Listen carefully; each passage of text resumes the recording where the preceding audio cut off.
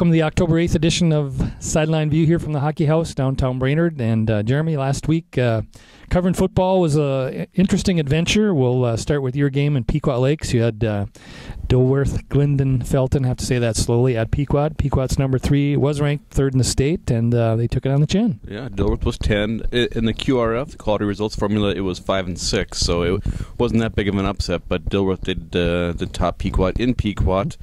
I think it was 13-0, if I can remember correctly. But it was definitely a case where the weather really had an effect on what Pequot wanted to do.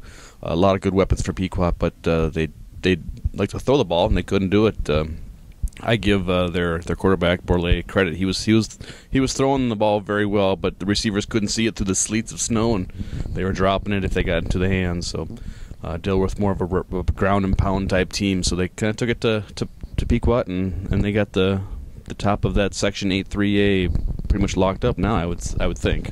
Challenging night for a sports writer to do statistics on paper. A lot of wet paper, but it still worked. So one side of me was wet, the other side was dry because it was coming in at an angle, so it was all right. You figured out which side to stand on, huh? Yeah. I was at Bemidji State for the Brainerd Warrior game against Bemidji Lumberjacks. At least we were able to be inside press boxes, probably about 75, 80 years old.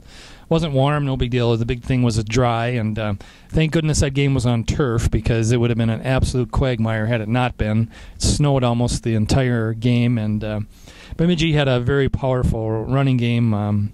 This Logan Hatfield broke away for 5 touchdowns, I guess it was, and like 248 yards, and their quarterback, James Hendricks, was outstanding, and Brainerd just could not stop them. I mean, second half, Brainerd did play much better, only held them to 13 points while they scored their 2 touchdowns. So I always am one, I would rather see when 2 good teams meet, I want to see field conditions not be a factor. I'd rather see, the best team win in the best circumstances. My feeling always is that in weather like that, you determine which is the best team in those conditions. So what do you do? It's over with, and now Brainerd's got Moorhead coming in. Who also has a great running back. Very good.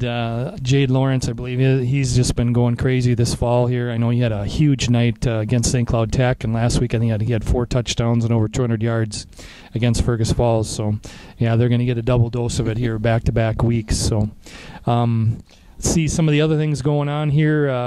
Tennis, maybe fill us in a little bit about tennis. Tennis later in the regular season they lost to Alexandria, so Alexandria got the number 2 seed in that North Subsection 8-2A team tennis tournament. But Brainerd got the 3rd seed, and they came back and knocked off Alexandria handily, 6-1. Yeah. So they're moving on to the section finals, but they'll get Tech, and Tech is really good. Yeah. And I think they beat them. What was it? Both times 6-1 or 6-1, I think it was 6-1 both times during the regular season. So hopefully, maybe another upset in the making for the Brainerd tennis team, which is a quality team. They've been very good all year long. So good luck to them.